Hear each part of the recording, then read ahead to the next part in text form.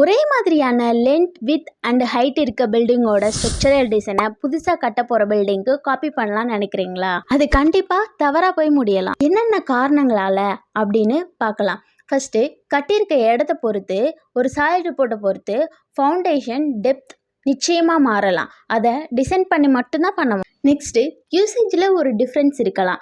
எத்தனை பேர் அதில் இருக்க போகிறீங்க, என்ன விதமான ஃபர்னிச்சர் ஹேண்டில் பண்ண போகிறீங்க அப்படின்னு லைவ் லோடில் மட்டும் இல்லாமல் டெட் லோட்லேயும் ஒரு டிஃப்ரென்ஸ் இருக்கலாம். முக்கியமாக ரூம் டைமென்ஷன் மாறுறதுனாலையும் வாட்டர் டேங்க் ஃபிக்ஸ் பண்ணுறதுனாலையும் இந்த டிஃப்ரென்ஸ் ஆகலாம். ஒரு சிட்டிலேருந்து இன்னொரு சிட்டிக்கு காப்பி பண்ணுறப்ப கூட அதோட சீஸ்மிக் ஜோன் மாறி இருக்கலாம். இல்லை, நான் பக்கத்து தெருவுக்கு தான் காப்பி பண்ண போகிறேன் அப்படின்னு சொல்ல வர்றீங்களா?